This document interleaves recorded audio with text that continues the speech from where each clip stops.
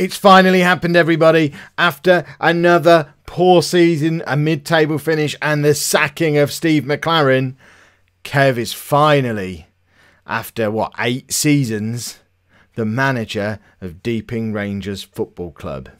Hello and welcome to part 1 of The Sugar Daddy. Yeah, I know there have already been like 8 or 9 parts, but this is the proper part 1. I'm Kev, by the way.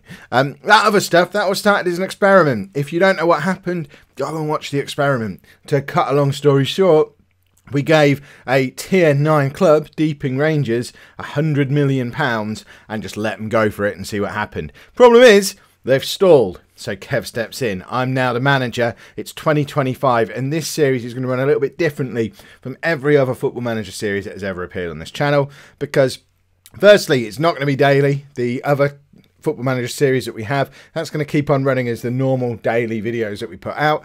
However, this series, we're going to have a couple, maybe 2-3 episodes a week, but then different to normal, the bits in between are going to be over on my Twitch channel. So you will have the opportunity to see absolutely everything if you watch the videos on here, and then also watch the in-betweeny bits over on Twitch. So if you don't already follow me on Twitch, first order of business should be to go and follow me on Twitch. It's twitch.tv/LollujoFM, and then you'll be able to see all of the in-betweeny bits on here, starting with the first Twitch stream, which is going to be next weekend. Right, Deeping Rangers.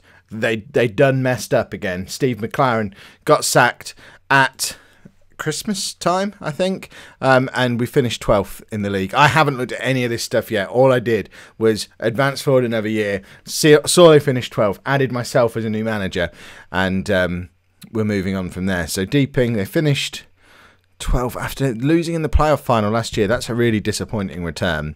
Did it start? Okay, no, it didn't. It's just been a poor season all the way through. So if we have a look at their manager, I'm trying not to look at anything that's going to be a spoiler. I know you lot are already looking at it. But McClaren got sacked in November. That's really harsh. That's really early in the season to get fired. Scott Sinclair took over and managed until the end of the season, but he's the guy who we've just elbowed out of the way to take over ourselves. So here we are, Deeping Rangers.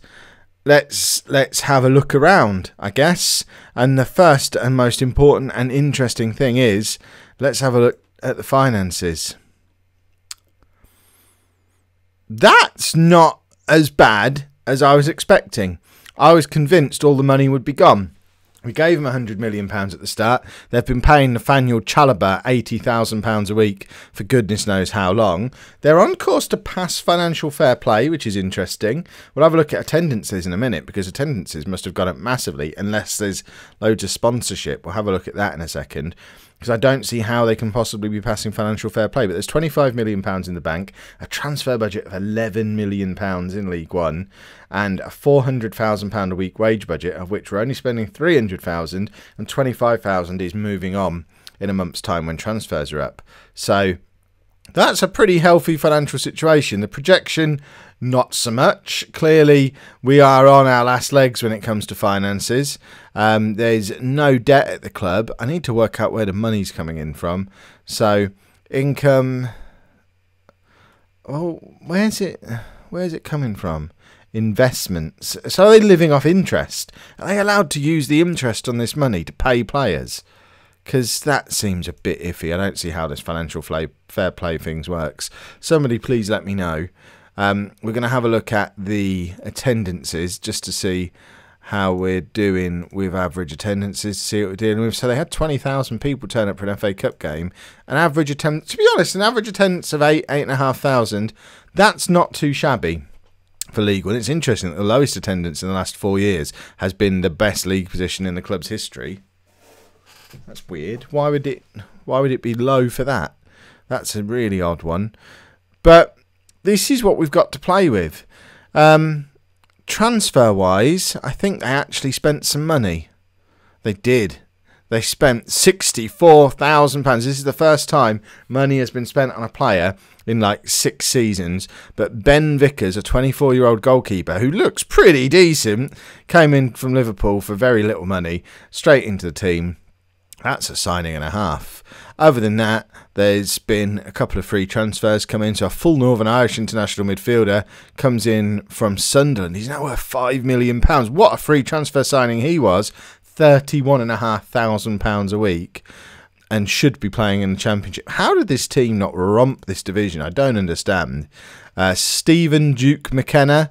He's a winger and came in from Posh. He's not really any good. We don't need to worry about him. Ryan Higgins, again, backup keeper, not very good. Scott Wharton, defender, not great. And Arne Vasberg. And he's only on loan, isn't he? That's a shame because he looks pretty useful. I wonder if we can try and sign him permanently. But he's a full Norway international playing down in League One. Weird. And it looks like lots of players have moved on as well. So Conor Mcelhaney, who has been knocking around the club for a long time, obviously getting on a bit now.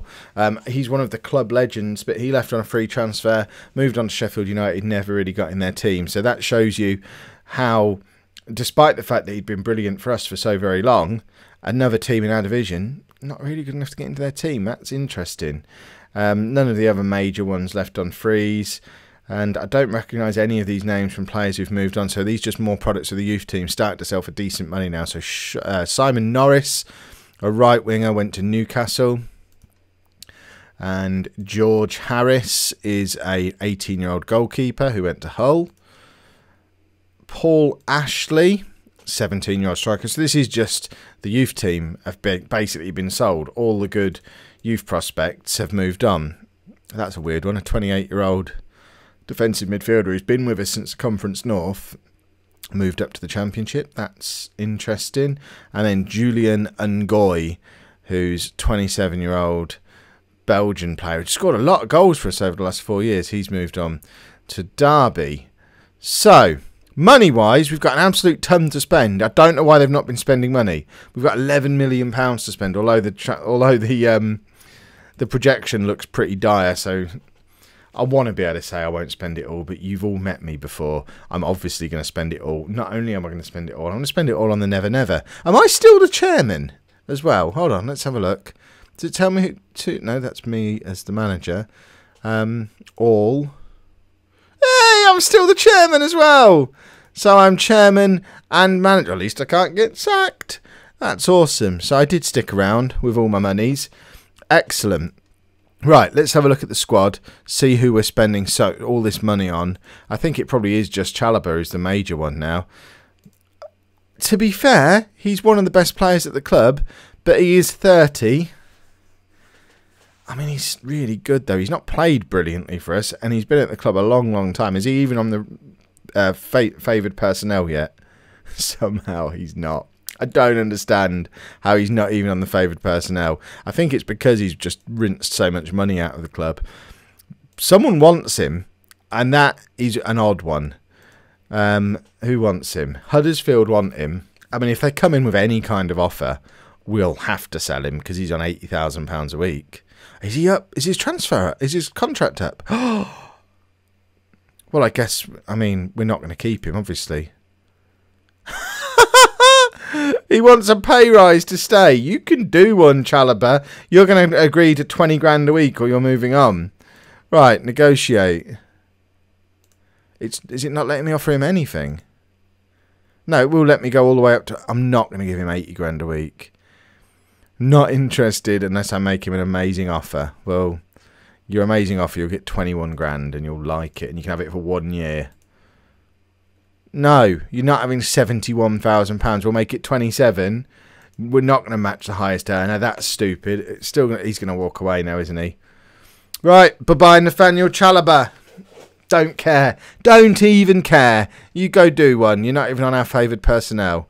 So, if we have a look at our team report, see what our squad depth is like. That's interesting. They're playing a 4-3-1-2. Or is that just because that's my favoured formation? So there is a lot of work to do transfer-wise. We've got a good keeper. We've got a good defender on loan and one decent-ish one at the club. But Chalobah is our third best centre-back and he's a midfielder who's leaving. We need full-backs. We always need full-backs. Midfield, we've got turns but not much else. a defender as our second best midfielder. I mean, there's a lot of we've got no attacking midfielders, no strikers to speak of. I've got to go and sign a whole new squad. I now see where this is all going wrong. This is why we need to move Chalobah on. We'll have lots of money to spend. So we're going to sign a lot of players, hopefully, but obviously I have no kind of scouting network. It's not like in the main save that we've got where when I move club to club, at least I've got a little bit of knowledge. I have no idea where to start. We just need to appoint somebody to go out and scout some players for us. Right, I think that's probably all we need to look at. The other thing, in fact, let's have a look at the youth system. See if there are any exciting youngsters still at the club who haven't been sold. Whoa. Stefan Lawrence, left winger. Ken Craig, striker. Please be a right, then he's a defender. I mean, to be honest, we've got some good youngsters. How good is our youth system? We need to have a look at that in a second. Club, facilities. We still have exceptional junior coaching, extensive youth recruitment, and superb youth facilities. I think we might focus on youth. Shall we do a youth academy? We're not going to do a youth academy challenge. I need to buy players. This squad is a joke. But it is... No, we won't. What we will do is we'll leave it there. There's not going to be another episode in this series for a week or so. What we're going to do is the first live stream is going to be next weekend. Once I've officially left work, follow me on Twitter at Lollujo. I'm not sure whether it'll be the Saturday or the Sunday night, but it'll be next weekend on Twitch. And we'll do the whole transfer window on Twitch. And then we'll be back here on YouTube the week after, like Monday, Tuesday after that, with our first game of the season. That's the plan at the moment. It might be a little bit fluid. I've never tried anything like this before. Who knows what's going to happen. But what I would appreciate is a massive thumbs up on this episode to show that you're excited for old Kev trying something new. This doesn't happen very often. I need you to egg me on. If you've enjoyed that, please make sure you pop a like on there for me. Subscribe to the channel if you'd like to see more. And thank you very much for watching.